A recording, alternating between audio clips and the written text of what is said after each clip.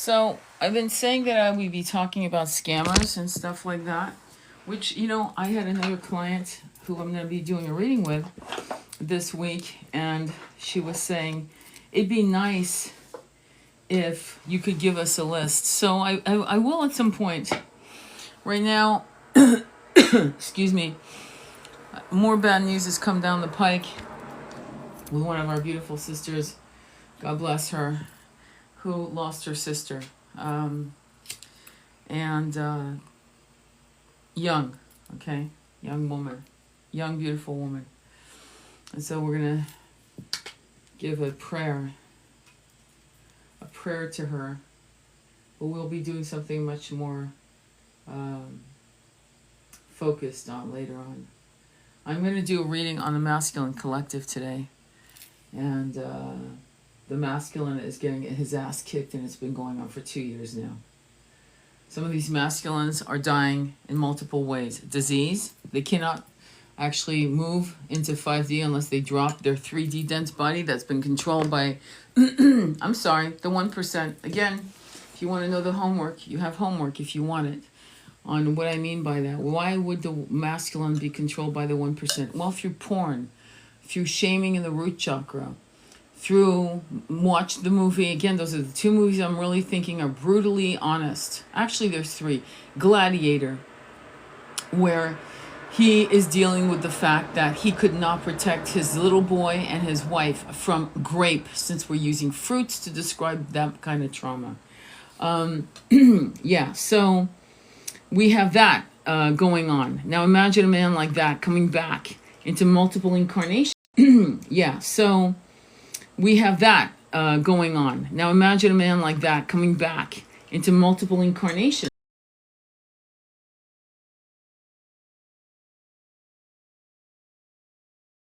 With, the unaliving of his beautiful wife. Do you remember? Also, we see a scene where, and I keep talking about that because I need you guys to understand where the root chakra got fucked up with our masculines on massive ways. So, Braveheart, there's a scene where there's these two people who you don't know. It's not Mel Gibson. It's not William Wallace getting married. It's a young couple. They're very, very much in love. Okay? And there was a thing in Europe. They used it against the Scottish. It's part of the movie. It talks about it in the movie, as a matter. But it was done in France. It was done in multiple parts of Europe for damn near 1,000 years. I'd say between a solid 6 to 100 years to 1,000 years. It was called Le Droit du Seigneur. This is known in Europe. It's called the right of the Lord.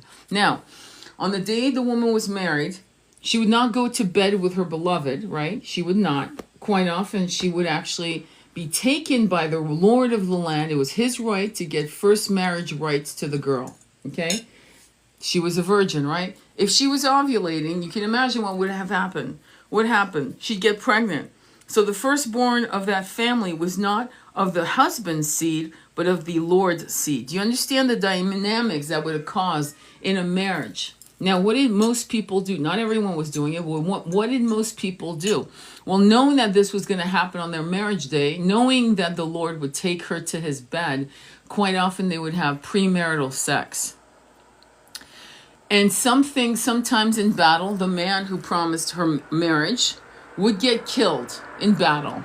And here she is now pregnant with his seed, shamed into having what they call a bastard, meaning a child out of wedlock. And she would be shamed, and many of them also unalive themselves. So do you see the dynamics? So when you look at your past lives and how it's impacted your current life, do you see the fuckery that goes on? Let me continue. Rob Roy, what happens to her? She gets raped, right? And he somehow can figure it out towards the end, but he has been treated like a child, like a 12-year-old, with these lords, with these 1%. This impacts the sexual chakra, the creative chakra, the chakra that makes you feel safe, the root chakra. And that reverberates across timelines on a somatic. It sounds weird because how could that somatically impact? But you've heard of people who have had birthmarks from trauma, battle wounds, right? And you've seen them have birthmarks, and they go into hypnotherapy, and boom, they go, wait, hang on, you mean that birthmark on my rib? This is how I lost my life on the Battle of Bangladesh, whatever, I'm just making it up. And so we can't discount what that does. So once the root chakra had been subjugated and twisted and shamed into all kinds of fucking pretzel shaming, you had the situation where in the last 75 to 100 years, we had porn. Porn got really real.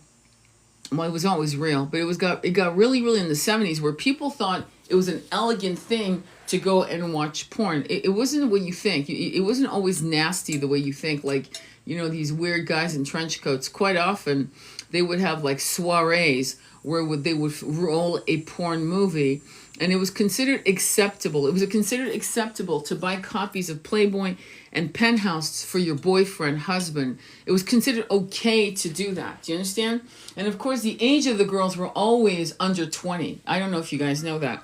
But they were always 19, and they always had measurements that were impossible to match.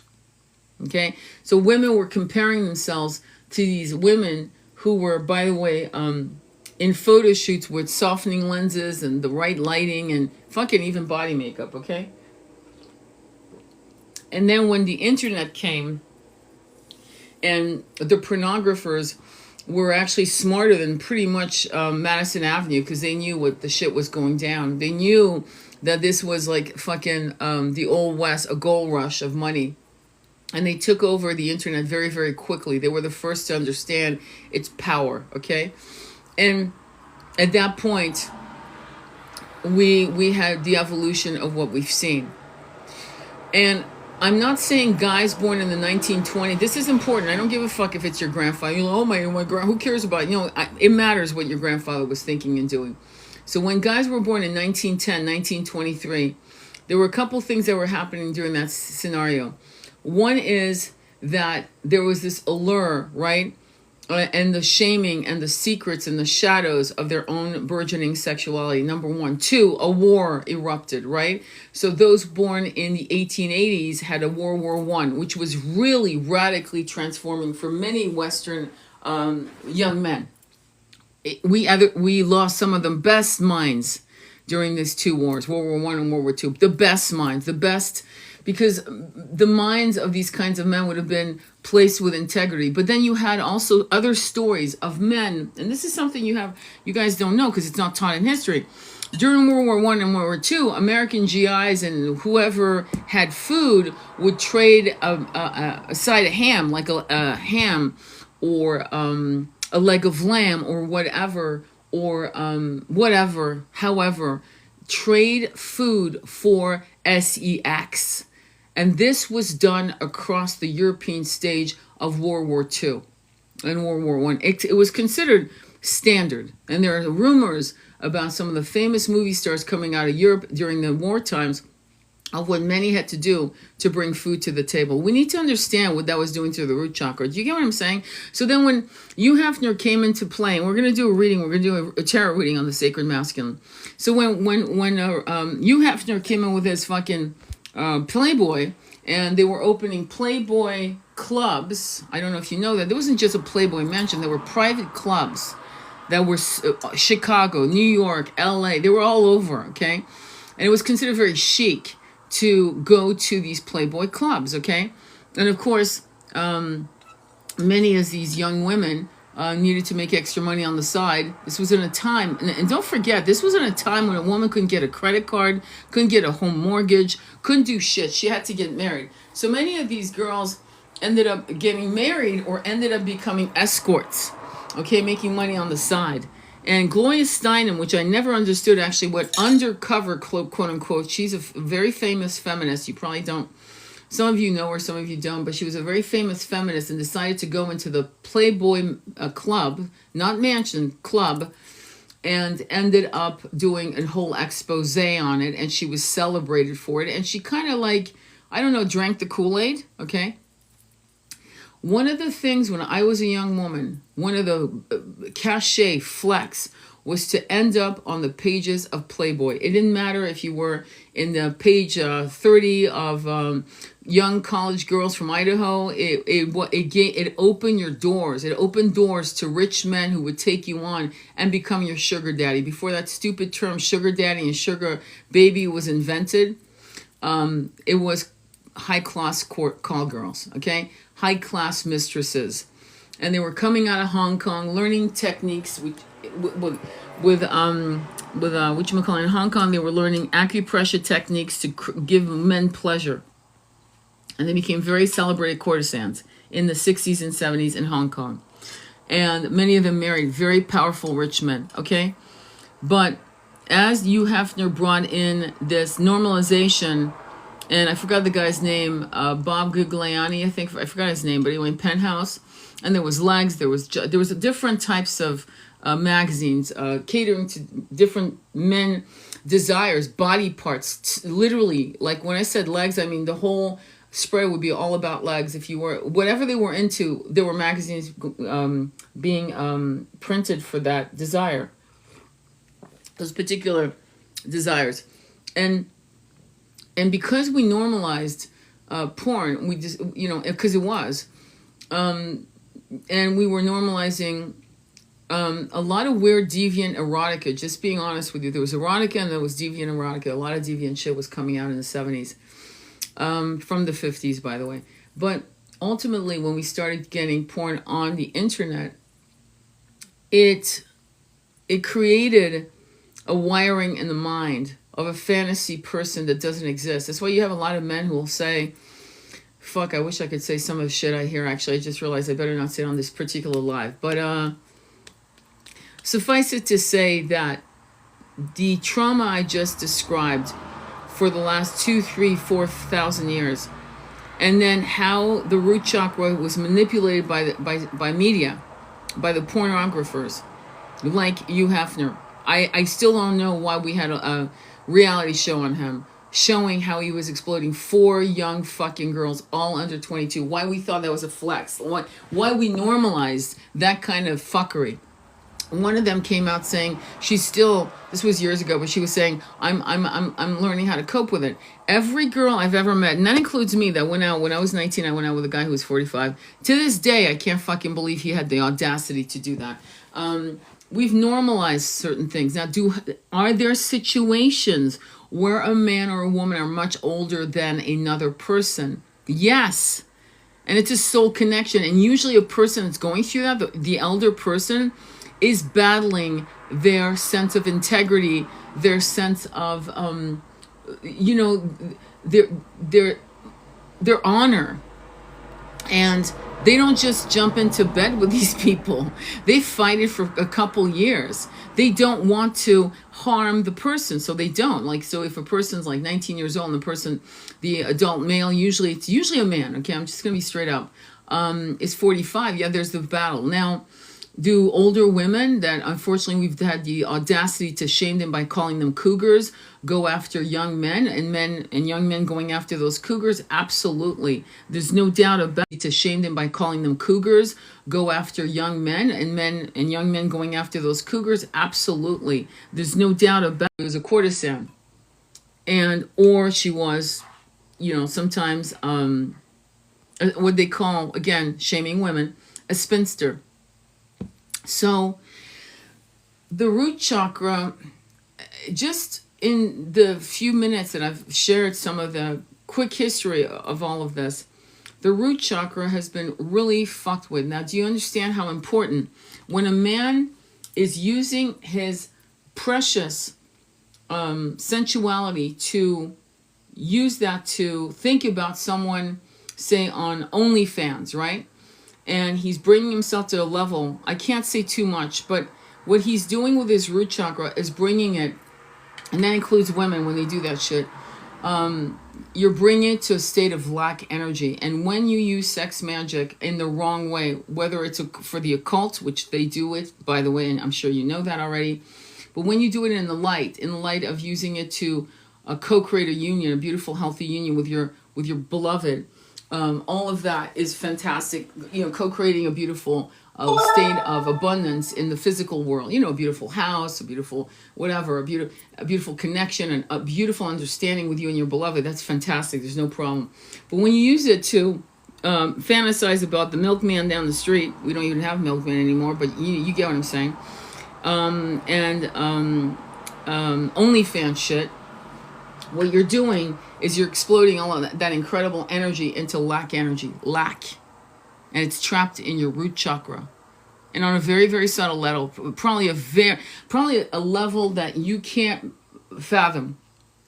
But over time, you are creating shame and lack in your root chakra.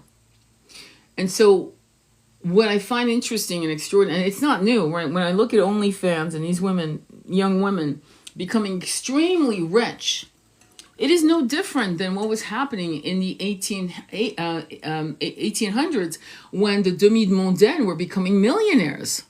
There's a great movie you can watch, a fantastic movie, which kind of describes all of that. It's a twin flame movie. It's called Chérie, with Michelle Pfeiffer. Just look up Chérie with Michelle Pfeiffer. Fantastic movie based on a novel written in the 1800s. And this is for educational purposes only. It's not for your entertainment.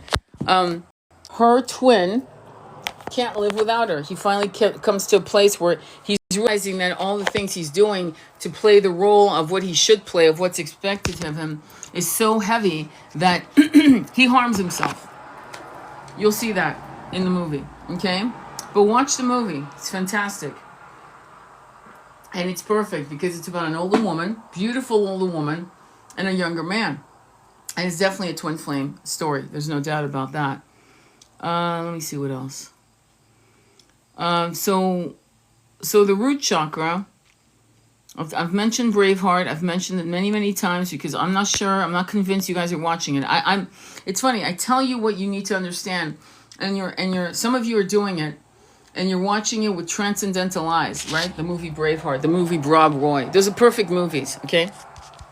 The movie Chérie, perfect as to what happens to the root chakra when you betray yourself. Sometimes when I do readings on the twin flame journeys, I see that 8 is paying karma, but sometimes the karma isn't to other people. It's not, I burned you at the stake, so now I'm coming back to make do. No, it's not that. Sometimes it's a betrayal of the self, a betrayal of not loving someone and not saying, fuck what my family wants. Let me do this. We've seen, but we've been warned. It's interesting when you look at Romeo and Juliet, which is what most people know, okay? That's probably the one story the average human being knows about Shakespeare. But look at the message we're getting. If you love outside of the realm of acceptability by your family, if you go against your family's desires for you, you will be harmed. It will not end well. And that message that was written during the Elizabethan time is kind of a heavy, heavy message, don't you think? And so we've always gotten messages that love was never safe throughout history. Love was something that was like poetry. It was entertaining. It was interesting. It was what you did. You have to understand there was a time, and I'm trying to remember the history of it. I think throughout the ages, actually, when I think about it, where women would get married in arranged marriages, make sure they got pregnant, so that there was no doubt of who the heir was or who the progeny was, and then they would take a lover while they were pregnant. This was done in Italy and France. Women did that all the time. And sometimes they had one maiden lover, and sometimes they had multiple lovers. As long as they were pregnant, the husband would look away. Or better even still, didn't know. So chivalry, the concept of romantic love, from what I've studied, was brought forth in the Western times during the Middle Ages. Not Middle Ages, excuse me. I think it was more like towards the end of the Dark Ages. However, when you read Sappho's poetry of love, Sapphic poetry, which is lesbian love, she's writing about her love of another woman. It's very romantic. And so it's not like we haven't known about love and romantic love and soul connection. Plato would have never written about twin flames if there was no such thing as romantic love. But there were societal norms. Like there was a time in Greece where it was considered very bad form to actually make love to your wife, to actually love your wife. It was your duty to breed on her, but it wasn't your duty to love her. It wasn't your duty. In fact, you were considered weird if you didn't have a male lover, right? So it was enforced in that society. There was a golden age, if you will, where there were very famous courtesans during, it was like 100-year period, and I've talked about it before. And the most famous courtesan that I can name was Aspasia, and highly educated, incredibly brilliant, very much in the realm of the geishas, very, very cultured, very educated, understood music, this and the other, but they were also politically savvy.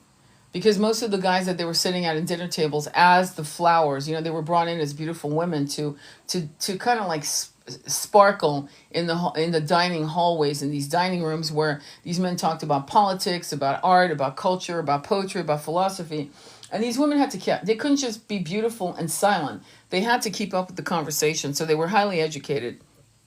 So at that point, I would say the root chakra during the 100 years of that period would have been probably more stabilized, because there was a balance between the feminine and the masculine. No gender specific when I say that. Like, don't get twisted, okay?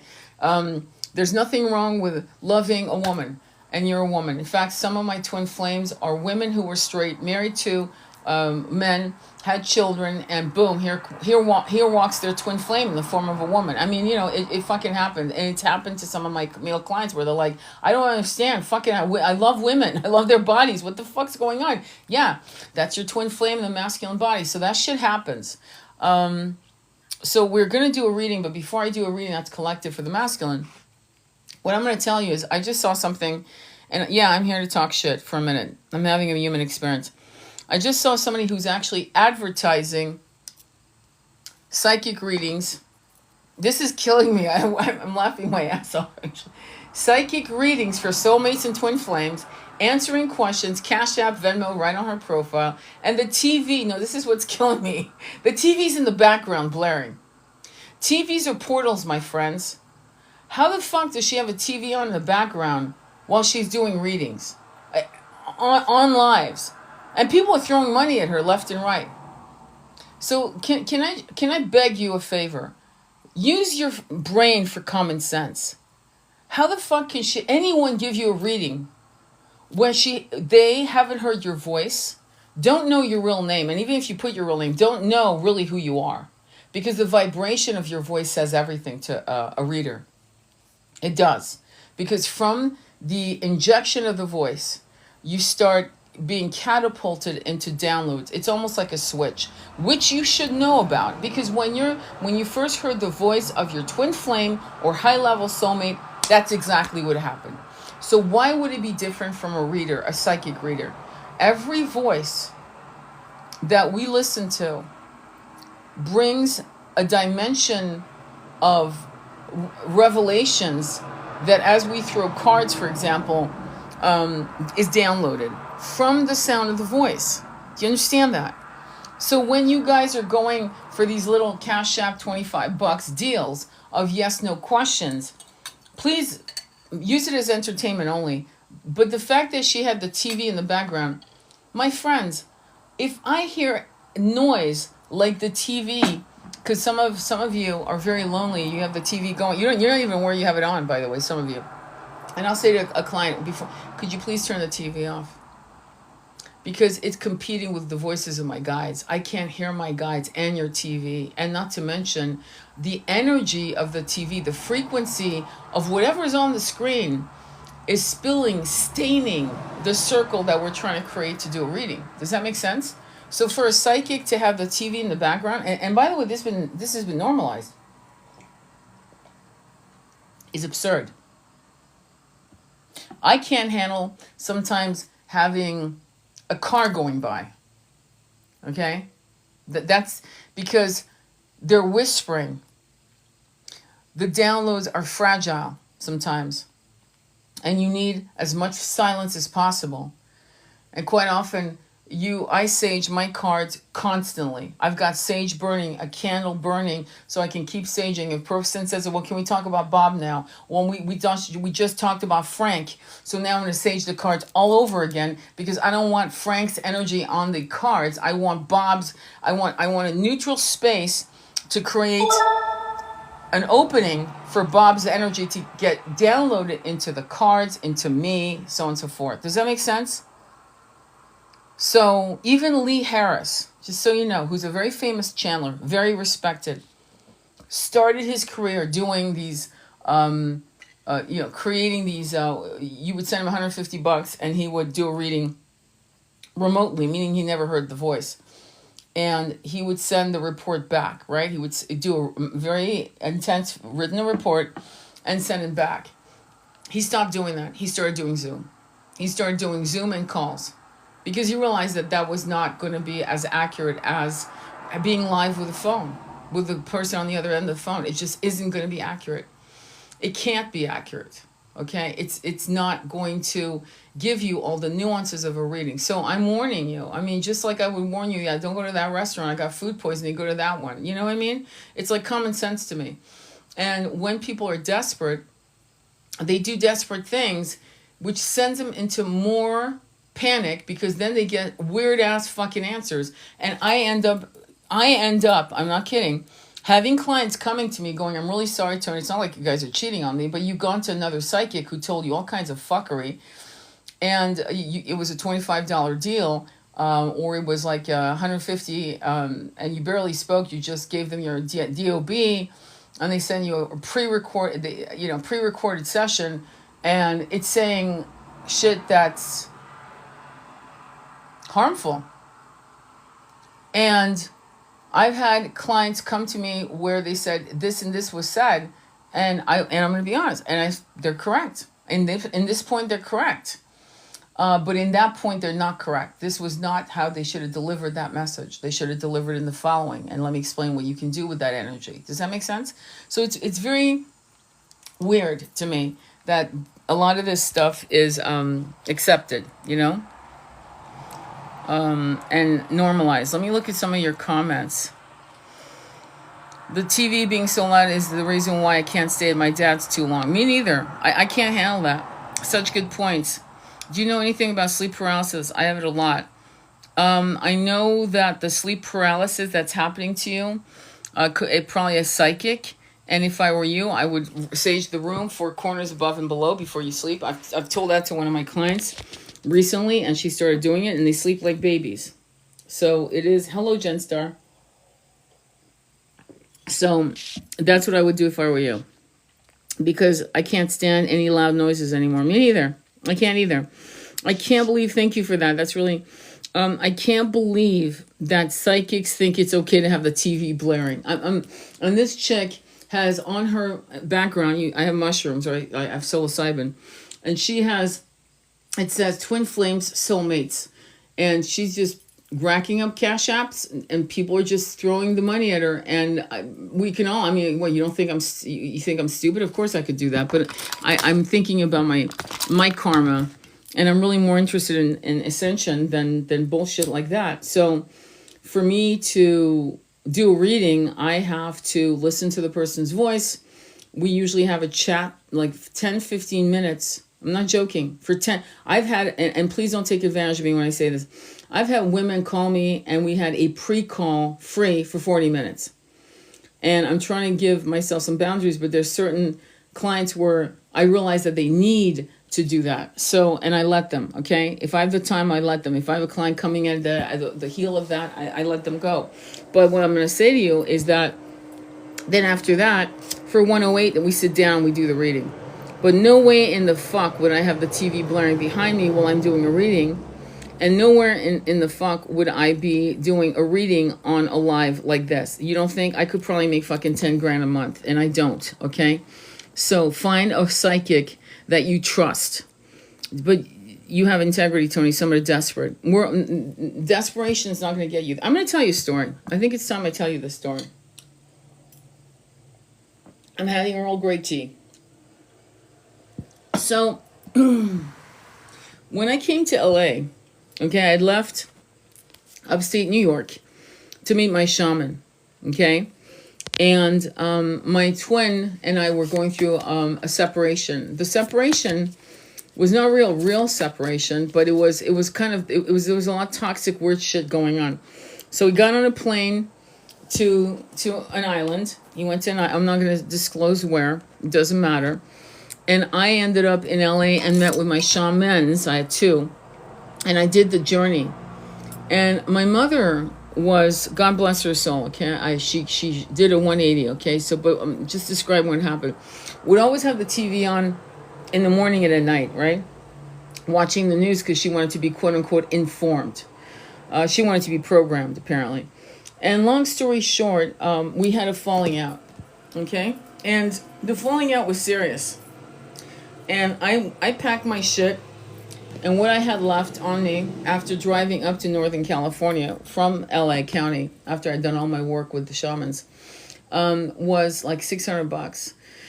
And I had a Mini Cooper Clubman. I was, it wasn't, I had my iPhone. I was good. I'm going up there. I'm going, fuck, I might actually be homeless. That'll be interesting. And a friend of mine called me and said, hey, there's a cabin. It's by these incredible people. They're Persian. They're good people. And let's see if we can get it for you. It includes everything, Wi-Fi, heat, blah, blah, blah, blah. And we negotiated $500 a month. I moved in and broke like you don't know how broke one can be. And the reason why that happened is because there was a lot of ageism. I was at the time 57. I was looking for work. And my psychic work had not gone as well in New York because I was concentrating on software and my family in California. There was all kinds of things, and I wasn't able to really focus. So I had like a handful of clients, but not enough to sustain myself, but in a way enough to float. And I ended up realizing that I needed to really completely and utterly surrender. And when I did, a lawsuit I had forgotten about came through, and I got $19,000. I'm not joking. And I was doing everything I'm telling you. I was saging the four corners above and below every fucking morning. I was visualizing me and my twin in union. I was visualizing my relationship with my son improved. I was visualizing abundance. And and I never let things hit me in the wrong way. I never let despair or panic attacks hit me. Before I got that hit of money coming in, my account would be negative whatever, right? And I would just visualize it being, I would add zeros of abundance. And I would never let the bank account's number impact my moods. I saw the opposite. And within months, the opposite came in abundance. So when you are in a panic, you will drown. When you are in a place of surrender, abundance will come. And this has been, since 2014, for me, my life has been an incredible, fast moving train with all kinds of changes you wouldn't believe. And moments where you could have said, you've lost everything. And yet in losing and having tower moments and letting the tower moments collapse with gratitude, I started being able to really do what I loved beyond anything. And instead of having to worry about working for other people, I was able to work for myself, but most importantly, to do what I love most, which is to help people find their own light, like reminding them who they are. So when you're a psychic, and I've been a psychic since I was 2, meaning I'll never forget my father coming to me when I was 2 and 3. Okay, at 3, I knew Italian and French. I was bilingual at the age of 3, so I was advanced. By 4, I was reading French. By 8, I was reading English. I taught myself. So what I'm saying to you is there was no limits. No one told me I couldn't do it. Okay. In fact, people would always. One of the things I have to thank my parents for is that they always said I could do anything I wanted to do, which was beautiful. And you need to do that for your kids. So because I was told that, I actually believed that. And for a while, I lost my way in that self-love and self-belief. But ultimately, from 2014 to now, I've had 3 deaths. I've had incredible adventures. I've seen some of the most beautiful places. I have sat with no money at all and had the most fun. And I've had money and I've had fun. But what I'm going to say to you is that this excuse as a psychic to say, well, I really need this, and that's not a spiritual journey. It's not a spiritual path. You have to ask yourself, if I'm going to do this is why the only thing I do on these lives is numerology, because you can't fuck that up. You cannot fuck that up. You can't, okay? It will not harm anyone if I do numerology. However, knowing how people are so quick to hurt themselves and harm themselves, and how incredibly fragile a lot of people are to unaliven themselves on a dime, on just a moment of impulsivity of fuck this. I can't tell you how many smart, really, really smart people who have done it or who have tried and thank God failed. And some of this thing is getting the news they were afraid to get. And that is something you have to, you always tell the truth to a client, but you got to maneuver it in such a way that it won't harm them. When you give somebody bad news, you better have good news right on its heel. And the good news is this, that, and the other. Also, there's a process on how you deliver and what you deliver and the solutions. And if all you're doing, because it's a 10-minute thing and it's $25, and they say, is he cheating on me? And you have the foolishness to answer that question on a live like this, right? You can harm someone permanently. So there's a lack of integrity. So there is a rule for many of us in the psychic world where we will not divulge pregnancy, and we will not divulge cheating. We won't do it. I'll give you an example. I remember I had a client who said, well, is he cheating on me? And I saw all these queens and all these pages, and I was like, does he have porn addiction? She went, oh, yes, he does. And I went, oh, well, no, he's not cheating on you. What you're doing is you're picking up the energy of his sexual focus, but it's porn. It's not, he's not actually doing anything with anyone. And because he's having these fantasies, it gives off a massive wave of realism, because in that moment, he's having that fantasy and it's real to him, obviously, right? Because he's fantasizing. And it's giving off a wave of energy that's slamming you, and you're picking up on his root chakra being activated in that way, and it's triggering the fuck out of you. But no, actually, he's not cheating on you. He's doing that. It's very, you gotta be careful, my friends. This story is so important. Yeah, love that, and how true. So it's really important that you deliver. I mean, I've made good money, excellent money, throughout my life. You know, I remember 2008 was a shit show for a lot of people. I remember my husband at the time, Nick, was saying, oh, we're fucked. And I was like, really? Fucked? Well, let's look at Tiffany and Company, because they just opened 3 other stores. And I had to say to him, don't fall into the collective panic. Rise above it and we'll be fine. And it was one of our best years. Okay. It was one of my best years. So, and I was working psychically, doing my work, and I was actually homeschooling our son. And this actually, 2008 was also the year when I first started talking to my beloved. So 2008 was an incredible year. It's 10, Isis Osiris, the Wheel of Fortune. So the root chakra, okay, is also a place of abundance. So when you lose someone you love by suicide, by disease, by a car accident, abrupt death, things like that, right? Well, it's going to fuck you up. I'm not going to lie to you and go, no, it's not. No, it's going to fuck you up, okay? I know this because it fucked me up. I mean, you lose people you love, and you're like, I know they're happy. And you bless them, and you connect with them. And so you're again, I call it being a trapezist, because you're going through the transcendental, understanding that they are way better where they are, 1, and 2, you're connecting with them, by the way. Yeah, you are, if you're sensitive enough and you trust yourself.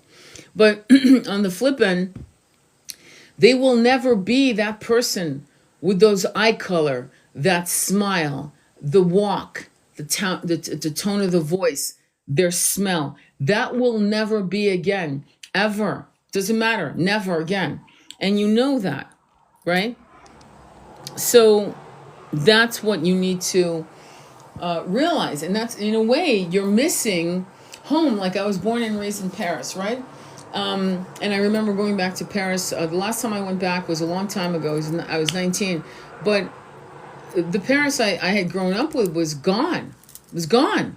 Okay? I could, if I went into the like the Ile Saint Louis and these little areas and crevices, I could for a minute bounce back to my childhood and remember, right, the essence of it all. But it was gone.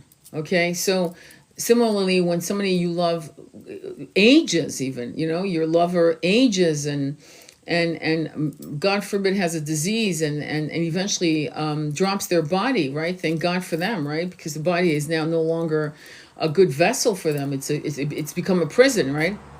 So there's a part of you celebrating for them. But I mean, don't start thinking that there's something wrong in grieving. But you have to toggle between transcendental joy for them, right? And acceptance and communication, a transformed communication, and that reality of what they're, your grief, you miss the nectar of their touch or the nectar of their voice or whatever. And that will mess up your root chakra. And it's not easy. It's not easy. So that's why Sarah and I talk about a lot of doing a lot of root chakra work, because without it, you're gonna be fucked, really, really fucked. Somebody made a really cool comment I want to read. I've just said that to my kids. You can do anything you want. You just do it as best as you can. Rising above collective panic can be so difficult. Not really. Not really. And I'll tell you why. When Y2K, there was a lot of panic. My brother at the time was buying guns, and he was buying water and stockpiling food and all kinds of shit. And imagine me in my little apartment with Nick. And I was like, I don't know what he thinks is going on, but the infrastructure is not going to collapse. And then 2012 came in, and there was a massive panic, as you guys know. And again, I knew, but I have been saying that this particular time that we're on right now take it seriously. Okay, take it seriously, because the shit's serious. There are a lot of people that are not making it. They're just not making it. And for whatever reason. And we will, the best we can do, us who stay behind.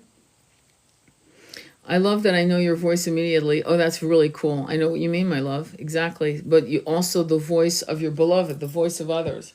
It's a resonance, it's a frequency to the voice, right? That is attractive or familiar or what have you. But ultimately, try to honor, yourself. All right? Try to honor yourself in saying, you know what, I know I'm burning with this question of, is my twin thinking about me? Is my twin, right? And don't ask that question, okay? Especially if you're not sure if you're in a twin flame journey. Do not ask a person who's going to take 10 minutes or maybe 25 minutes of their time to answer that question, because a lot of them are using the twin flame journey as a sprinkle. In other words, everyone's a fucking twin flame. Everyone. They're telling everyone they're twin flames. And that's extremely dangerous and damaging, because sometimes you have obsessions for a person, a soulmate connection, right? From past lives of unrequited love, unfulfilled love, betrayed love, and that needs to be played out. And it's not a twin. It isn't. That doesn't make your person a twin.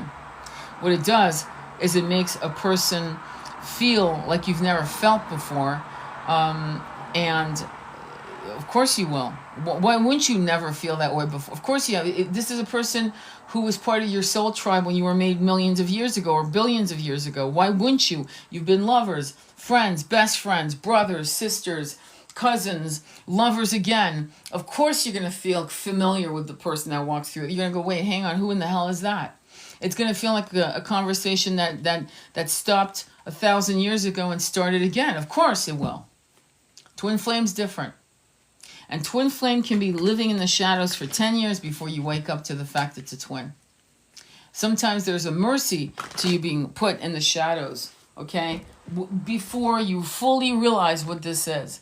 But once you meet a twin, I'll tell you what, you'll never forget them. The only thing that'll make you forget them is if you're addicted to drugs, you're an alcoholic, or you're a sex addict. Any of those things is going to make you like literally go into la la land and not really pick up on what this is. This is why the masculine twin in particular will go in, make love to his twin, have mind blown, and then gaslight themselves right out of it through alcohol, drugs, or through whatever means, right? And they'll think it's a one-off, and that's why they keep coming back again and again. So that's one of the stories about twins, okay, that happens. But by no means should you allow someone to tell you it's a twin unless they do it diligently. I had a client who came to me and who said, well, I was told it's a twin. I go, who told you it's a twin? And she said, blah, blah, blah. And I said, okay, how did she come up with the fact that it was a twin? Tell me the method of it. She said, I don't know. I go, what do you mean you don't know? Like, no, how did she tell you that this was a twin? What was her method of determining it was a twin? She goes, she threw cards. Okay. Did she tell you the cards? No. Oh, okay. What else did she do to tell you? How did she come to you to say, this is your twin? How did she explain it to you? Well, she didn't. Aha. That's not good. A psychic who claims they know what twin flames are. By the way, if you have a psychic who's never been in a twin flame, please run. Please run. If you have a psychic who doesn't know what twin ray is, if a psychic can't tell you how souls were made, please run. I'm sorry. It's not enough to say. Listen, I can teach a 12-year-old how to throw cards, and I can give them basic archetypal symbols of the cards, and in 3 or 4 years, the kids now like 16, 18 could throw cards. Pretty good too, because the answers are very pedestrians and to the very pedestrian questions, you know what I mean? But it's not infallible, right? But there are nuances to a psychic. Okay, basically this is a lesson on root chakra and how to pick a psychic. A psychic should have an understanding of our making. This is a person who has traveled through this incarnation to find out who the fuck they are and why are we incarnated and why are people going through mass depressions and why are people unaliving themselves and what happens when that happens and why are some people destined, why do they have a destiny not to be alive for more than 19 years on the planet? Why is that? How does that help the collective? If they can't answer esoteric questions like that, are you really going to put your hands in their hands? Do you know that there are people, there's a chick right now who just awakened. I did a reading for her, and now suddenly she's doing readings for people. I'm like, what the fuck? I won't mention her name. I'm being told not to, so I won't. But she has dark hair and blue eyes. And she talks like she knows what she's talking about, but every single thing she has been talking about is things she's read about.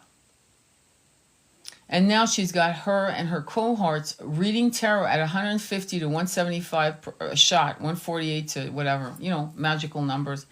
And they've just picked up tarot a year ago. My son's been reading tarot for 4 years. He won't fucking do a reading professionally for anyone. 4 years.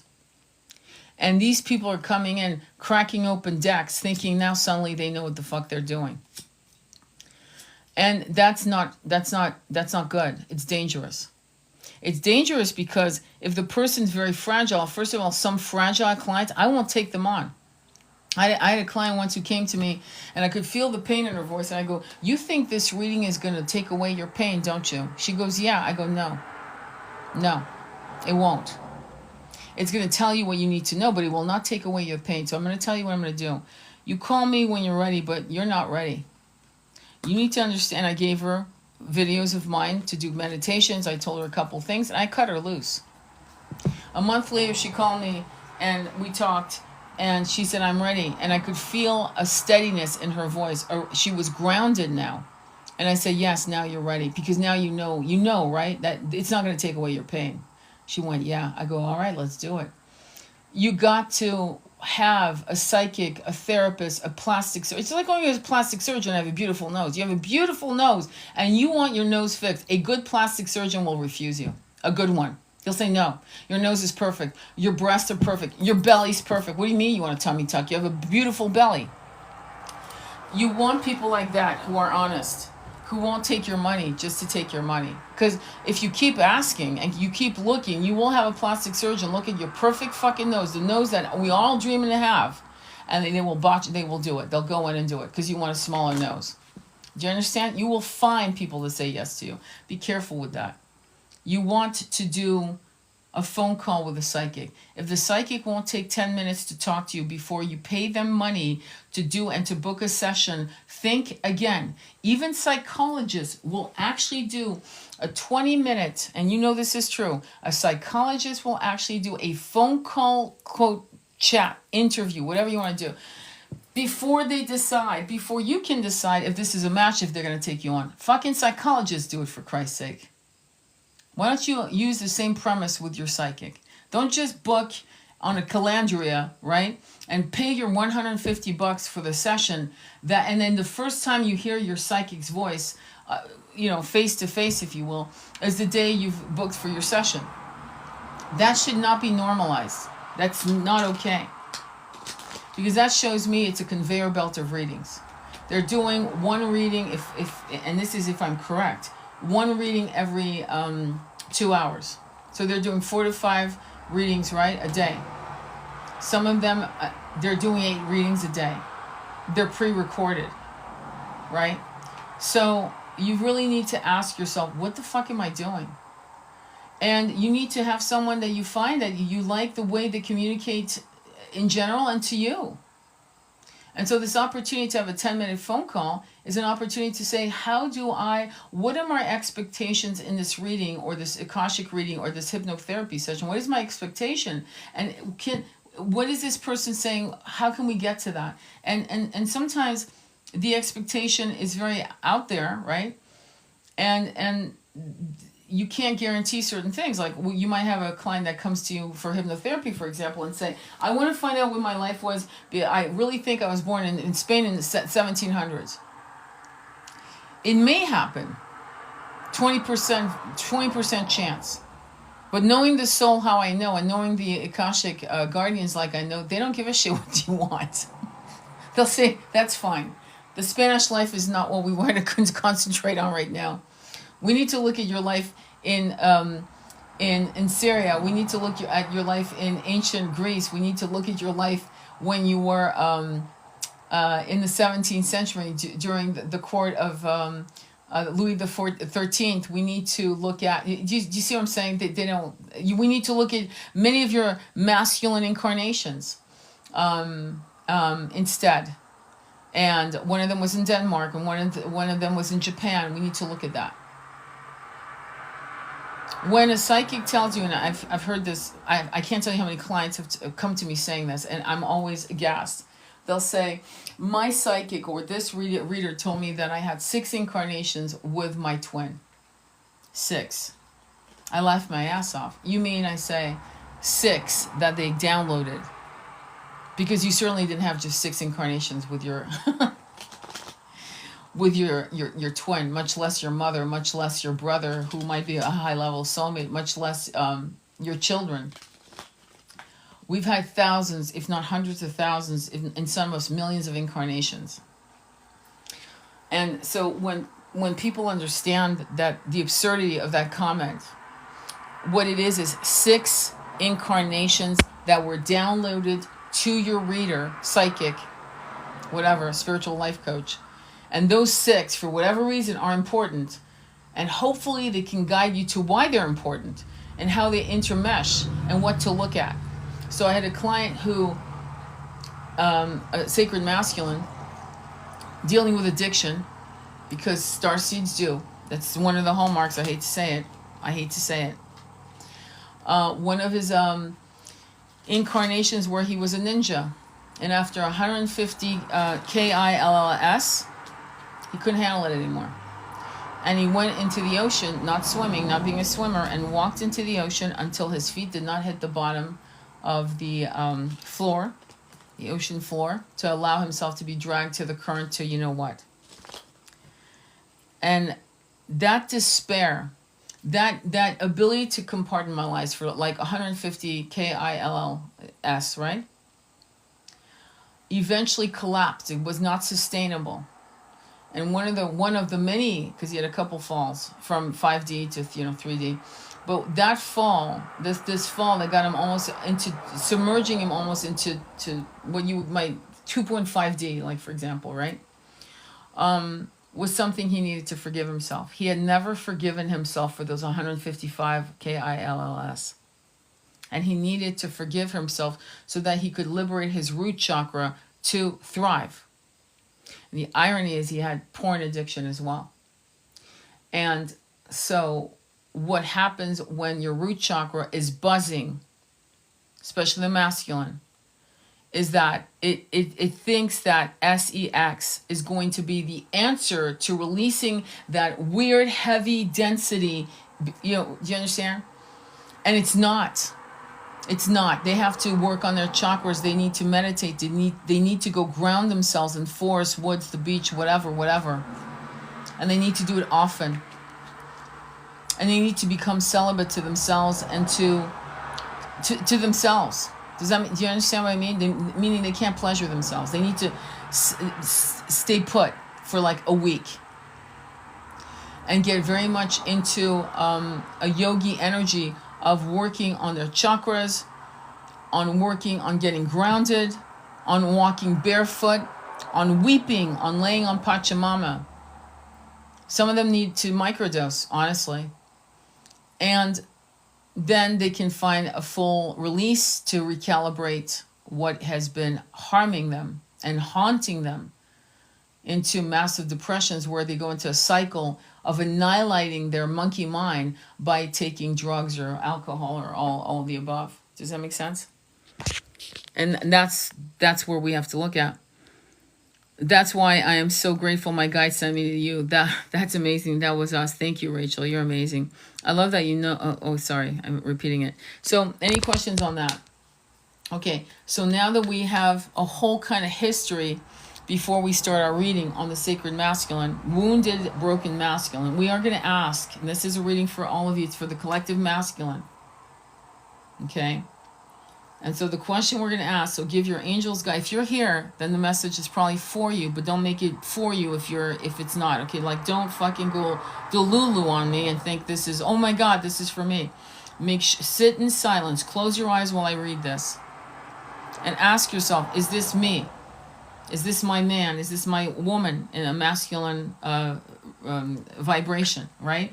Masculine meaning a woman who is in her masculine energy. A man who is in his masculine energy. Do we get that straight? Good. Okay. All right. So let's go. So I'm going to start shuffling the cards.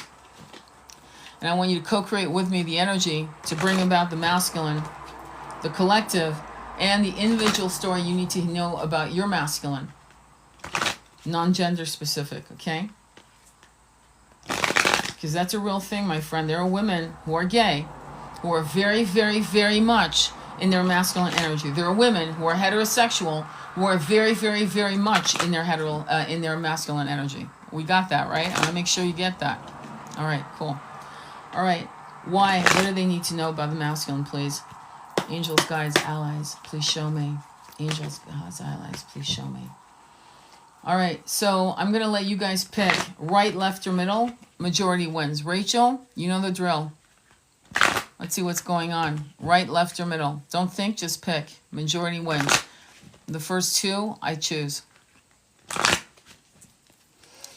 Right, perfect. I'm in. Right, got it. All right, justice, 11, the number 11. Justice is righting the wrongs. Into the lovers, sideways. A choice is not being made. That's why it's sideways. Into the Four of Swords, going within, healing. Recent past, Two of Cups to the Six of Swords. There was this energy of complete connection, love, connection. Two of Cups is soulmate, twin flames, it's partnerships, it's all kinds of things, of course. Six of Swords, moving into calmer waters, meaning the mind was finally not your enemy, right? Or the enemy of your person. Crowning the reading King of Wands, which is Sagittarius, Leo, and Aries energy. Okay, so there's a swaggering, go-getter energy. It's a very beautiful, usually an attractive masculine or feminine. And They are doers. They get shit done. Justice is righting the wrong, finding the balance. Into the Lovers, into the Four Swords, into Five of Wands. Five of Wands is outside distractions, competition, other women, other men, other potential lovers, parents, family. Don't call them back. Just kinds of bullshit like that. Three of Cups could be third party. Into the Ten of Cups. Three of Cups also means celebration, reunion. I gotta clarify this stuff. But anyway, Three of Cups to the Ten of Cups. Ten of Cups outside of your realm is, oh my God, marriage, commitment, love, emotional fulfillment. We have it all. In the ninth position, there's a fear of an ending, a new beginning or an ending. And the last card is Three of Wands. The portals have opened. Your ships have come in. So your twin is going through, or your person, it might not be your twin. It could be a high-level soulmate or whatever, your beloved. There's an opportunity for some good things. Justice, why is that here, please? Queen of Pentacles, Taurus, Virgo, Capricorn energy to the Queen of Swords, air energy. Their backs are to each other. There could be a third party. Okay? So you got the Queen of Pentacles, which is Taurus, Virgo, and what the fuck is it? Capricorn energy, which is a very grounded, loving, beautiful, motherly, nurturing energy, abundant energy, into the Queen of Swords. And again, their backs are to each other, so they won't see each other. Justice is begging, be fair about this. But the Queen of Swords, Gemini, Aquarius, and Libra energy, the mind is being analytical. Tell me more. What do we need to know about these two characters? Ten of Swords, there's a betrayal. There's a betrayal. Ten of Swords, 10 swords in the back. So you've got two queens, right? And one king. Let's see what's going on. Tell me about the King of Wands. What is this all about? Eight of Pentacles. It's a learning curve. So old habits that have not helped are begging to be let go in a gentle way, right? Eight of Pentacles says learn new ways of behaving. Learn new ways of doing shit. Be different. And habits are always seesaws. There are people that have a habit of drinking a bottle of wine every day, and then suddenly they stop, right? They stop, and that's a new habit, and which also opens a new consciousness, a new way of seeing the world, a new being. Habit, going to the gym every day, or at least 5 days a week, and then your body becomes your a powerful temple. And so those habits are giving you more nectar in life, right? So the Eight of Pentacles is basically saying, listen, learn new ways of being, my friend. It's not working. Two of Wands, but what do? The Wolf into the, and I'm seeing the wolf as a wolf, a solitary personage, a lone wolf, into the Moon, 18, spiritual material conflict. So this is a person who basically does not know how to change their habit. They've always done this before, and they don't know how to be different in that particular way. They are stuck in the mud, is what I would say to you. The Lovers, why is that sideways? Death, transformation. It's not pleasant. Ace of Wands upside down. Shit, it's not going to happen. It's not going to happen. You're not making a choice. The Lovers, sideways. You're not making a choice, so guess what? Fuck it. We're taking it from you. No creative beginnings. Nothing. Number 8, Leo energy. You are going back and forth. Death, Scorpio energy on the side note. I'm not really into that really, because unless I tell you it is, it's not important. But there is this,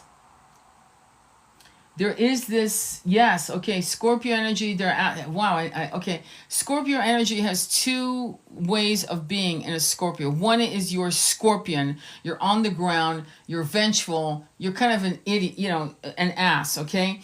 And then, but it asks you to be an eagle. Now, why is that important? Because the eagle, is flying above the lifespan. It's actually seeing things from different angle. It's not the hangman, which is different. It's more like, let me look at the panorama of my life constantly, so I can say, wait, hang on, here's a path that I didn't see before, so let me take that path. It's unknown, it's uncharted, but I feel like as if this is going to give me to the promised land of my own self-awakening, so I can be a better human being. And so your masculine is being asked to do shit that are completely fucking, like he has to take a machete to his own mind and cut synapses and rewire new synapses of behavior and habits so that he can be freed to become transcendental and to go through the portals of ascension. So death comes. because death is saying you're not handling your business. Why? Because you're not making new choices. You're not making decisions. You're in a wishy-washy energy. A lot of people feel like strength card is, I'm just so exhausted. No, that's the Nine of Wands. The strength card is the fight between the ego and the soul, the maiden and the lion. The lion is the beast, the monkey mind, and the maiden is the soul, and there's a battle. Now, mostly she can handle her business with the lion, but sometimes the lion has very base primal desires, even self-destructive ones. Okay? So let's continue. The Four of Swords is going within. I'm sick. Some of them could actually have a health scare. Not that this is a health reading, but you know what I'm saying. The Emperor is my way, the highway, stoic energy. Into the Judgment, upside down, nothing's being revealed. Into the Page of Wands, which is, Page of Wands is passion and communication. It's fucked up, actually. Five of Wands, why is that here? The Devil. Yeah, okay, so this is interesting because the King of Wands to the Devil to the Emperor, this energy is what happens when somebody has been hurt. I can't tell you how many masculines have had to deal with childhood sex trauma. Okay, trauma, which because it was suppressed turned into a very toxic trait in them, a shadow. And here we have the Devil. The Devil to the Five of Wands is that they are being led by their nose by base, deviant, primal desires that are not tantric. They're the opposite of tantric. They're the opposite of what they deserve. And of course, unfortunately, you're getting the brunt of that bullshit, because if that's their focus, which is Five of Wands to the Devil, which is, it could be porn, it could be buying chicks, it could be... You kind of get my drift. It could be also taking illicit drugs, dangerous drugs, not like medicine, like ayahuasca or bufo or the grandfather, or you know what I mean? No, or psilocybin. No, they're fucking taking shit that they know is not going to give them anything, like acid, for example. Nothing. Oh, great! I hallucinated that I saw 7 naked women. Okay, great. And what's the message? You know. Unlike, plants that are allies that give you messages. I say, dude, what are you running from? Right? Three of Cups. Tell me about the Three of Cups. Why is it here? So third party isn't always a woman or a man or a lover or this or that. Sometimes third party is the monkey mind. End of story. Let's look. Three of Cups to the Hierophant is well, first of all, Hierophant is Taurus energy at its highest. It's 5, number 5, which is Mercury, which is this incredible spiritual awakening and communication and being clear on the communication. Tell me more. 4 Cups is an opportunity being ignored. What is being ignored? A message of love. A message of love is being ignored. Tell me about the 10 of Cups. What's going on here with this person? 9 of Wands, wishy-washy energy, player energy. Ace of Swords, speak the truth, cut shit away. 5 of Swords, I can't. I'm in conflict. Okay? So, the conflict is the 5 of Wands to the 5, and they're literally opposite from each other on this throw that I've just done. It's the monkey mind is fighting itself. Because, well, it's normal to be a man and to want these things. It's normal to be in a masculine energy and to run from what could destroy me. It's I don't want to look at this. I honestly, it's normal. My desires are normal. All men are like this, or all women run from this, that, and the other. It's normal. And let's be honest, it isn't. That's why the Ace of Swords and the wishy-washy energy is asking you, we know you want the 10 of Cups. We know you want that. But you can't be in a wishy-washy play or energy, playing with yourself, playing with your mind, playing with other people, to distract yourself from the Ace of Swords, the truth, which is cut this away. But the 5 of Swords is massively in conflict. Tell me more about this. 2 of Swords. Why? Because they can't see this. It's a blindfolded woman with 2 swords, and there's a tsunami about to hit her. And I'm saying that. It's actually not. It's a woman with blindfold over her eyes, and she does not want to do or say anything. So that's what you're feeling. It would be a stagnant energy from your broken masculine. Three of Wands, again, Three of Cups, Three of Wands, Four of Swords. There's conflict here. Now we have a third queen appearing. Queen of Cups, Pisces, Scorpio, and Cancer energy. There's a lot of emotions. Tell me more, please. The Two of Cups, the emotions are this connection. The Two of Cups to the Four of Pentacles. And that is the divine feminine coming and going, but I can't let go of you, Four of Cups. I can't let go of this connection. Tell me more about this. Do you have any advice? Ace of Wands, a new beginning. Seven of Swords, lying to the self, King of Cups. Oh, fuck. You see, you have the sexual desires there, but it's not enough to sustain this connection. You've got the Seven of Swords to the King of Cups, and the portals, it's not just third party, it's actually the portals have opened for this connection to happen on the Two of Cups, because you can't let go. There's a new beginning being promised, but the fucking King of Cups is going to lie to himself. Seven of Swords. He's going to think the sex is what in other words, he's going to think that you are in his life because, my God, the sex is incredible. I have a client who actually the sex is so fucking good that they've stopped doing it because the person, the divine masculine, is afraid he'll lose her as a friend, not realizing, dude, you got it all. The sex is fucking off the charts. You guys are best friends. It's off the charts. What are you doing? But instead he's looking for something else. He's terrified of losing the one person in his life that is literally his whole world. But he won't come into union because he's afraid, well, I'm not very good with relationships. I'm going to fuck this up, so I'd rather keep her platonically my friend, though I fucking love this woman. In fact, I love her so much that I'm willing to not have this incredible transcendental sex with her so I never lose her in order to keep her in my life, because he has such self-loathing into what happens when sex is on the table. I can't even fucking articulate the whole complexity of this fuckery, to be honest. This is an actual story. So you might think to yourself, he must not love me, or he must be asleep and not know he loves me. No, actually, in some cases, they fucking love you so much, they know that once they go down that route, they're not coming back. Which, as a masculine, as I was in my marriage, just so you know, because I took care of a lot of shit.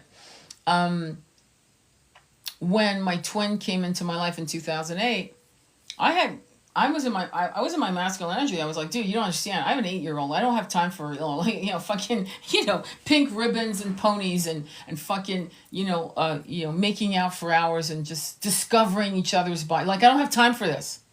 I don't. I'm here to take care of business.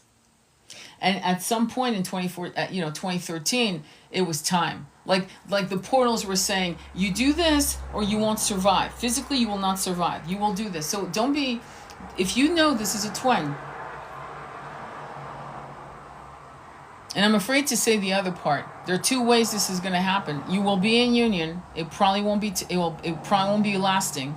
Not at first. It could last 3 years, 4 years, but eventually there'll be separations unless you can come from a twin flame to a ray connection. And you can do that. You can totally do that. I was able to do that with my twin. So I know for a fact you can do that. And if you look at my lives from a year ago, I was saying the same thing. I actually said in one of my lives, I don't think we're going to make it to that level. But we did. It's a fucking miracle. Okay, I'm not going to say. But there are two ways that your twin can actually come to you in a permanent level.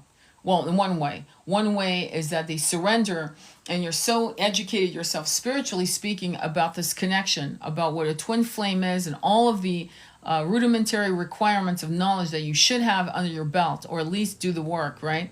That you'll be able to, first of all, while in separation, what you feed your twin. That's a known thing. That's why you have telepathy. That's why you know when they're hurt. That's when you know your ankle will hurt, and then you'll find out later through the grapevine on Facebook, social media, if you're not talking, that they fucking broke their leg, and you'll go, what the fuck, right? Okay, well, that's a real thing. It's not woohoo. It's not ta-ta. You're delulu. It's real. Okay, it's really happening. Okay, but unfortunately, and if they don't, then if life is very, very painful to them, right? they'll be brought home. And you know what I'm saying. You know what I'm saying.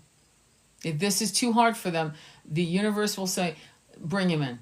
Bring her in. Fuck this. They're suffering too much. It's not working for them. And that happens. And you'll hear of, oh my God, he passed away in a car accident. He passed away from the liver just, giving up. And if that, God forbid this, I hope to God it doesn't happen to any of you, but I'm giving you that story because that story needs to be told. So you're not like, oh shit. You'll remember what I said if that, God forbid, happens to you. Hopefully that's none of your stories, but you remember I record these and I upload them to YouTube, and somebody out there might have to hear this, okay? So don't make this your fucking story, okay? Okay? Warned? Okay. So you've got the King of Cups with the Queen of Cups. It's a fantastic sign towards the end of the reading. It's fantastic. But the negative part is, though there's a new beginning with the Ace of Wands, it's fraught with the Seven of Swords, lying to the self about this connection. Tell me more. Anything else for them to understand? Anything else, please? The fight between the ego and the soul, which is the Strength card, number 8. The Four of Wands, 11-11, marriage commitment. Into the Three of Wands, the portal's open. It could be Magician. Okay, fantastic. Tell me more. Magician to the moon. You need to know what the fuck you want. Some of you are in twin flame union or twin flame connections, and you actually are not sure you want to actually live with them, and because that, I'm going to be blunt. I'm very rarely politically correct. Thank God. Okay, so let me just be blunt. Some of you actually think that living with your twin would be a bad idea.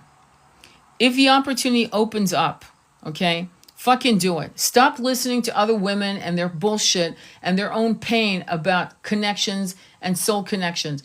If your twin is somebody you love and you admire and you like, and the opportunities to live together presents itself, fucking do it. Okay? But some of you, and this is what I'm seeing, 3 of Wands to the Magician to the moon, you don't even know how far you want to go with this twin connection. You actually have no clue. You actually, if your twin said, let's move in together, you'd actually back away. So you need to be clear as to what you want.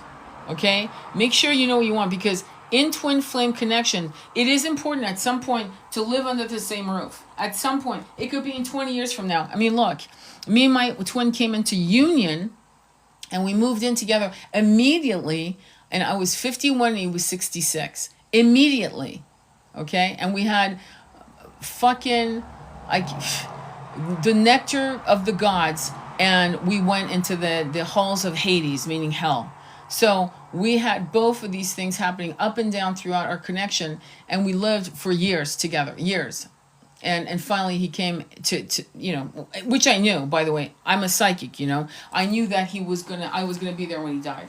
I knew I would take care of him. I knew, but I didn't think it was gonna be this soon. But I knew. And that was incredible, because that's what brought us to ray union instead of flame. No more flame, no more running, no more bullshit. You can be in bed with your twin flame and there's still a runner-chaser dynamic. I kid you not. Being under the same roof isn't going to protect you from that. But what it does do is give you the opportunities to see the magic of how, when you guys walk together, the fucking insane magic of manifesting when you both, like, let's buy a house. Boom, there it is. You're like, what the fuck? I need to make more money. Boom, there it is. Opportunities just flying towards you because you're in a twin flame union. Okay? Very, very, very important. It's why I got the house. It wasn't just 369.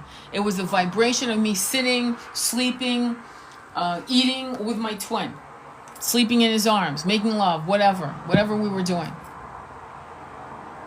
Just that, right? And so you have to kind of like realize the importance of that. And what I'm seeing here is when the chips are down and your twin comes to you not fully healed. Hello, of course not. You're actually going to be confused. You're going to say, well, wait, hang on. Wait. I just want to keep my apartment. I just want to do this and I just want to do that. Okay. Rent your apartment, do an Airbnb with your apartment if you can. Sublease it if you can, if that's what you're afraid of.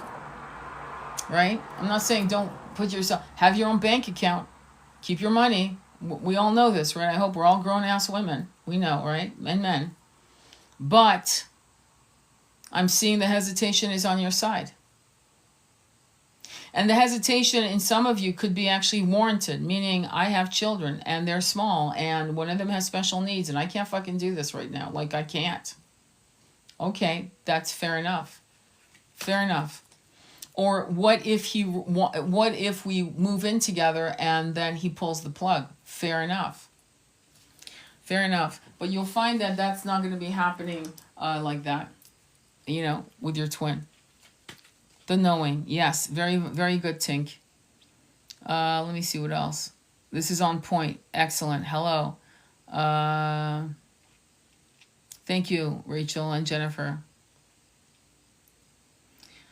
This is for me. Wow. Okay, fantastic. Yeah, message me in the group, please. I'm interested in seeing anything else that they should know, please. What else? Anything else? I'm taking another deck. Queen of Swords. Two of Pentacles. You can't make this shit up, the devil. You also are, unfortunately, dealing with devil energy. You are coming from a Queen of Swords perspective, which is mental. You're using your mind as a compass instead of your heart chakra. Two of Pentacles, juggling material concerns into the devil. Devil that's your toxic energy. That's your toxic trait. That's what you're doing. And you're fucking up.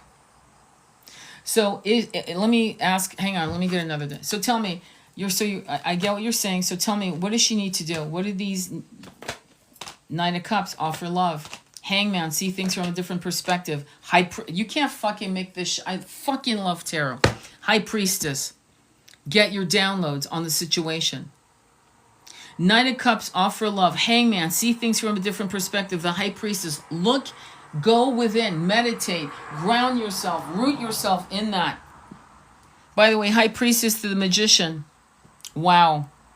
Know what you want. Download the truth. Use your heart chakra as a barometer. Oh, but I follow my gut. No, you don't follow your gut. You follow your heart. Your gut is when you're in danger. Oh, fuck, here's a bear. Oh, fuck, here's some crazy chick with a knife. That is, run, okay? That's the gut. That's the gut that you might not even see these things, but you feel that that's the wrong trail to go to today. I've had those feelings.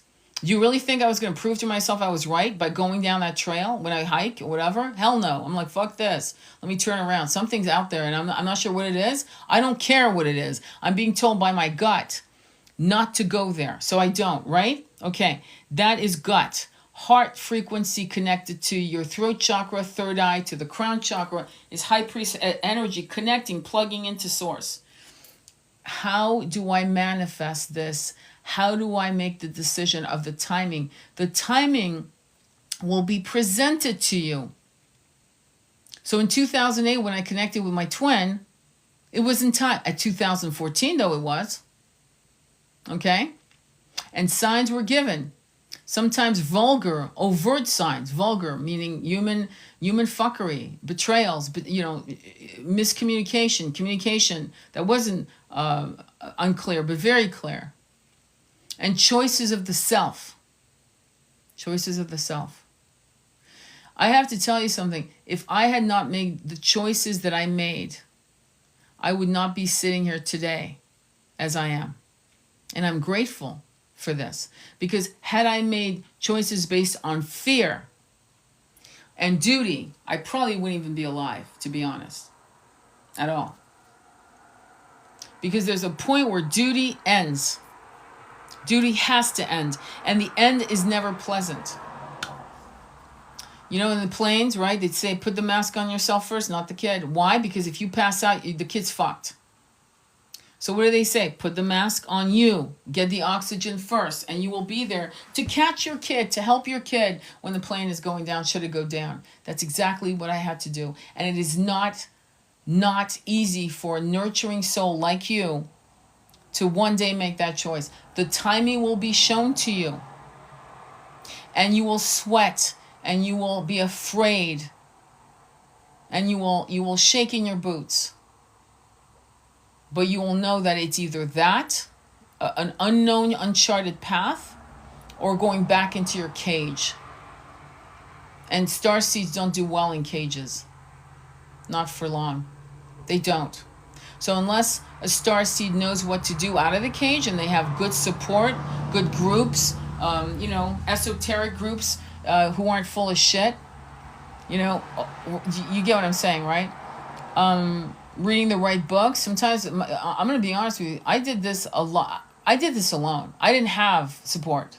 My support was Gaia.com. My support was reading the books that I've told you in many lives what to read. And I'd listen to those books on audio, right? While I was driving from, say, LA County all the way up to Northern California. 7-8 hours of just listening to one whole fucking book, right? And I would lead the circles of healing. I couldn't go to them for advice. They were coming to me for advice. So for a long time, I didn't have support. But that doesn't mean that you should not have support. It means the support that I talk about when I say I didn't have support. I mean in the physical realm. I had support in the spiritual realm, in my meditations, up against a tree, Pachamama, laying nude in the sun, and shaking in sobs, and feeling like, holy shit, what was that? I feel like $1 million. And I'm confident in the path I was taking. Does that make sense? So you really don't need your twin to be full. You don't need your twin to be whole. Somebody made a comment, well, I feel as if my soul is wrapped into their soul. Yeah, don't do that. Not yet. We're not there yet. Do you understand? Because your twin will die, or you will die. And then what happens to your twin if you pass first and they can't breathe without you? That's not good. That's not the mark of true love. True love is you teach people how to breathe on their own so that when one of you leaves the planet, the other one's not destroyed by your absence, or vice versa. You're not destroyed by their absence. You have guides. You have a massive amount of guides, light beings around you. In fact, the room I'm sitting right down, it's fucking crowded with fucking people. Meaning souls, sentient beings, light, energy, souls that have never incarnated here. Souls that think this is all a game. Souls that actually laugh at the fact that I feel that this timeline, my 62 years on this planet, is a long fucking time. They think it's funny. They're laughing, slapping their knees. Because it's like, really? Do you know how many lives you've had? Tony, the one who is known now today known as Tony. You know what I mean?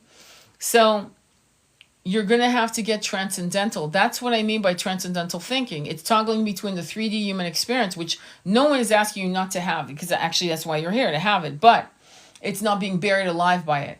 And so when somebody takes their life, it's because they can't see any portals. They can't see a way out.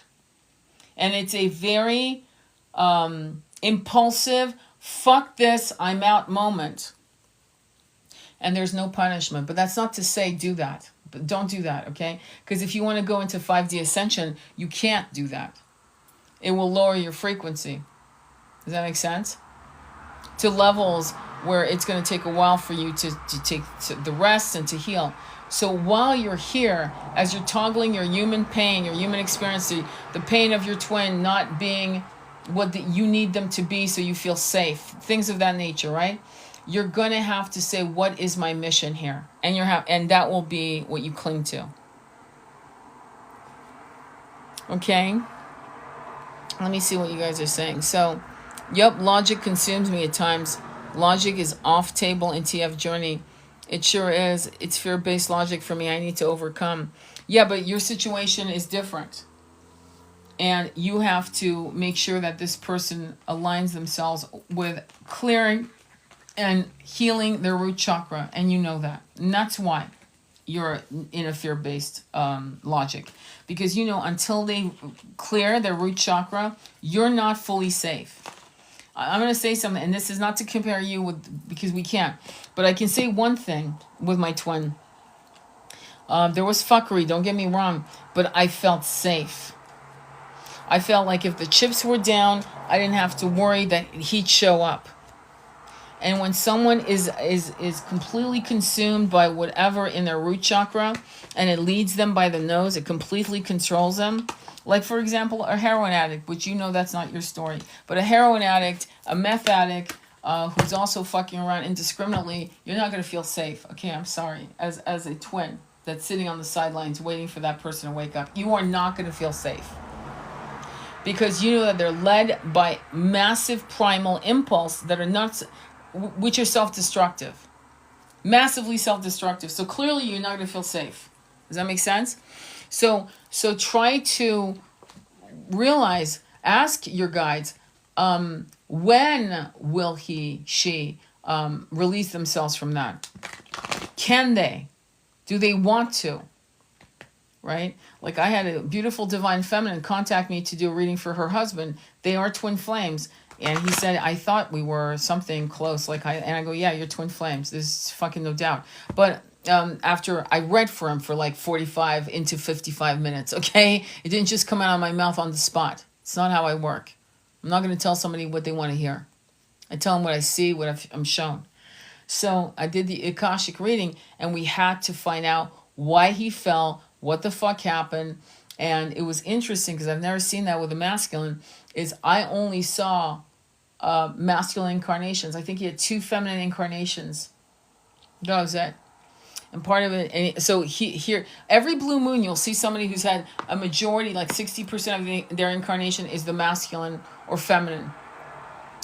And probably because they feel safer having those incarnations. They might come in as a baby, a female girl for like 3 months, and they pass with SIDS, that kind of shit. They just, okay, I've done that, now let me get out of here and be a man again. And he was trying to find his healthy masculinity amidst normalization of brutality.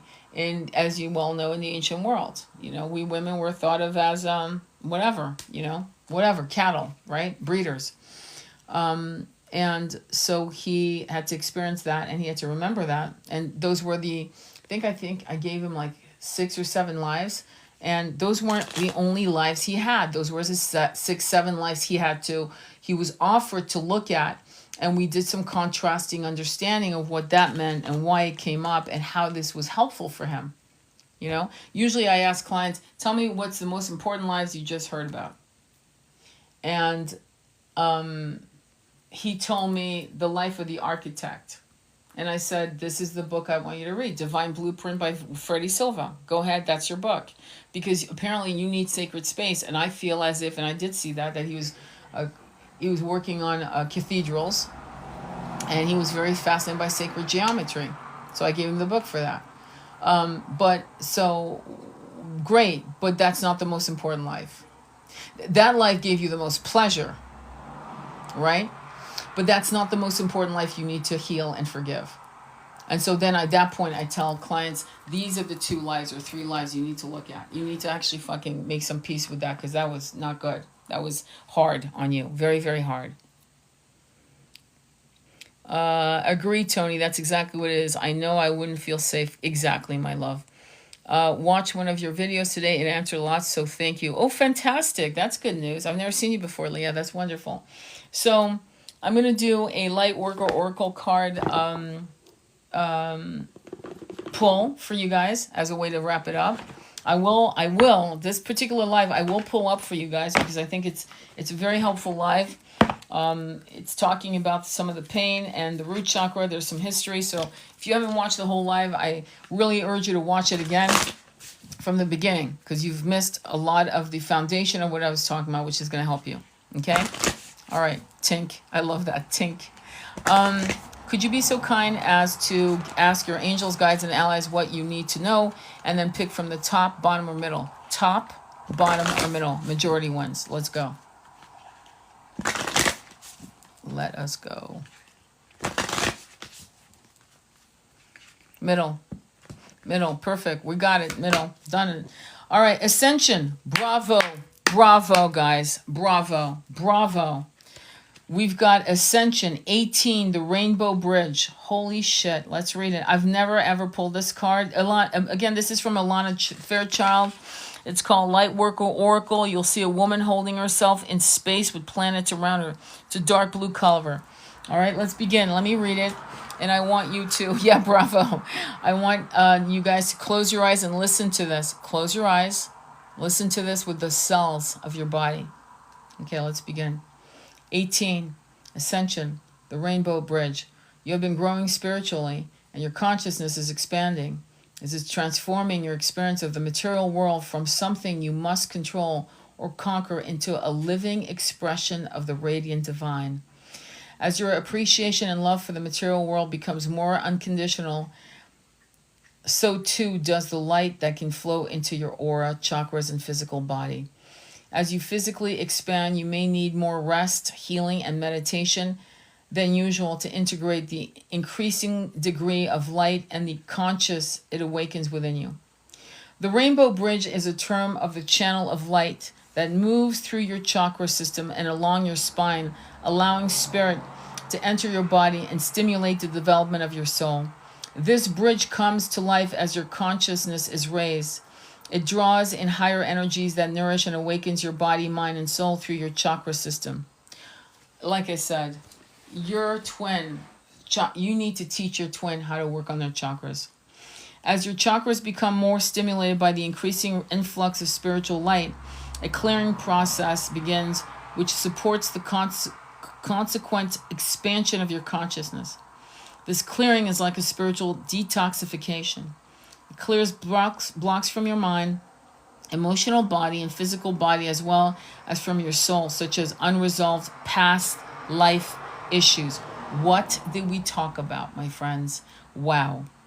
As these blocks are broken down and processed, emotional trauma stored in your organs and nervous systems can be released, and your energy field becomes more and more spacious. This creates room for an increase of spiritual light.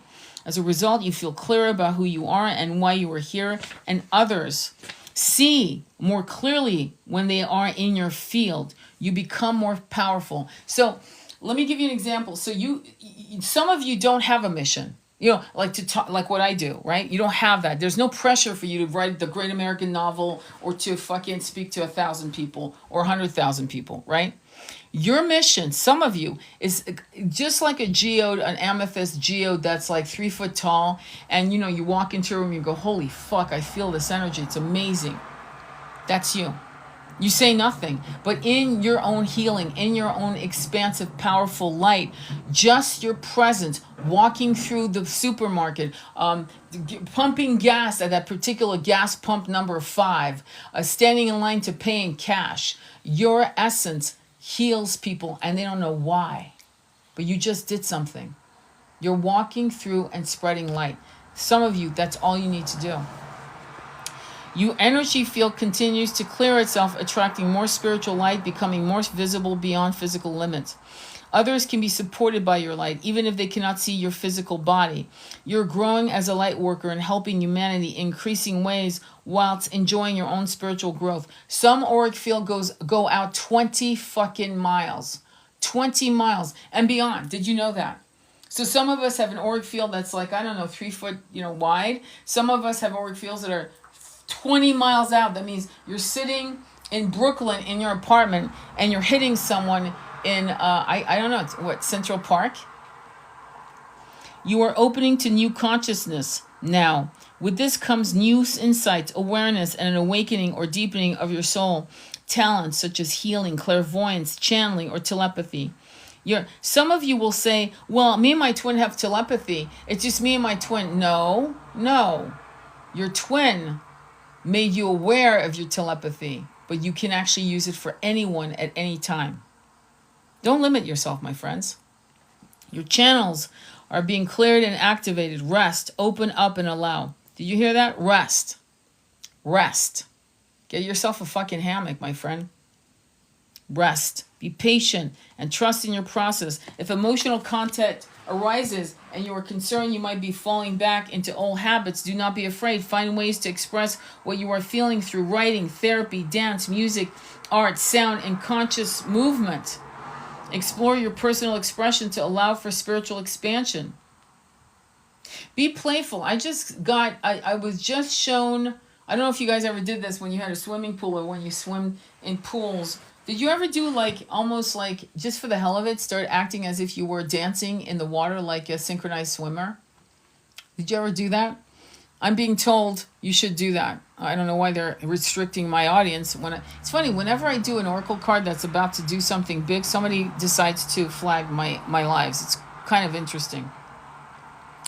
This oracle brings an additional message for spirit.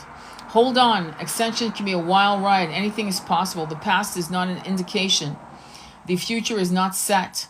This is a moment to cultivate your deepest feelings of spiritual love and peace. Simply allow the genius of life to flow through you, whatever way it chooses. During ascension, your life can change quite dramatically. The Rainbow Bridge empowers us to rise from one reality into another. Even if your outer world doesn't change radically, intensely, you will feel as though you are living a different life. Eventually, the physical world changes will follow. Enjoy the crossing a Rainbow Bridge into a new consciousness, dear one. You have everything you need. You are ready for this. It is meant to be. Invocation. I call upon the unconditional loving guidance that can assist me with mercy, grace, protection, and support through my ascension process. I accept this opportunity to grow spiritually and shift from one reality to a higher vibrational reality. I accept the opening of my chakras into a more loving consciousness. I accept the changes happening to me in my life due to that spiritual growth. May I be held to tenderness and compassion as I release lower vibrational patterning and embody my authentic divinity. May the beings of unconditional love who assist the anchoring of a loving rainbow bridge of light upon this planet for the greatest good of all beings be empowered and invited to do so now through my own free will. So be it. Aho.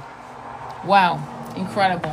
Great, great, great card. 18, spiritual material conflict. It's my number, by the way. And I think that was amazing. Any questions or comments? Any questions or comments? I'm also like a little annoyed, to be blunt, that somebody is coming on my lives and flagging it as inappropriate content especially when I'm reading an oracle card that is definitely PG rated. So if you see someone, I've given a lot of you guys power to block. Please block. If you see any comments that you think are funky, please. That was awesome. Yes, it was. And while we are going through the ascension, which is a great learning right now, did you notice I'm reading Ascension from Alana Fairchild. I'm reading Healing Ascension Message from Alana Fairchild. And here comes this attack on TikTok by a troll. What does that tell you? Yes, you will be spiritually attacked. Yes, you will have moments where as you are in your full light, you'll go, wait, hang on. Why is this happening right now? Because you frighten people in the light. People like to be in their caves. Plato's parable of the cave. So what's ironic about this teaching moment is that as I'm reading about ascension and you guys are like in blissed out listening to what you know in your heart is true, an attack comes. And that is the reality of this path that you've taken. You will be attacked. And as you are attacked, you must call on your four archangel, Metatron, Michael, Raphael, Gabriel. Does that make sense? That should be something you do every day before you get out of bed. You should be saying thank you, thank you, thank you 3 times to all your chakras, all 9 chakras, not 7, 9 chakras. And then angels, guides, allies, I give you permission to guide me in word and action. I'm so grateful for your help. Archangel Michael, please guide and protect me. Archangel Metatron, please guide and protect me. Archangel Gabriel, please guide and protect me. Archangel Raphael, please guide and protect me. Start out with that. That's a minimum. Before your feet hit the fucking floor. Because I just saw, and this is the second time I've done this when I've read an oracle where attacks come. Live restricted so that a 16-year-old person can't hear the wisdom of how to self-protect. If that's not a bitch, I don't know what is. Okay? So now you know. Stand strong and protect yourselves, dear ones, because the attacks can be brutal. Thank you. Yes, yes. What an amazing life. Thank you, Tony. Exactly. Every moment is a moment of learning. Okay? Sometimes not saying anything is wrong. Sometimes there's never an appropriate time to tell someone that they're fucking up or to fuck off. There's a great saying by Winston Churchill, and I'm paraphrasing it. It says, the art of diplomacy is telling someone to go to hell and having them look forward to the trip. I don't care how you say the truth. The movie Home for the Holidays is your homework this weekend. Home for the Holidays with, what's his name? Fuck. I forgot his name. Home for the Holidays. Look it up. Funny as hell. Funny as hell. But tragic in its own way. And it's a movie about the dynamics of families and honesty.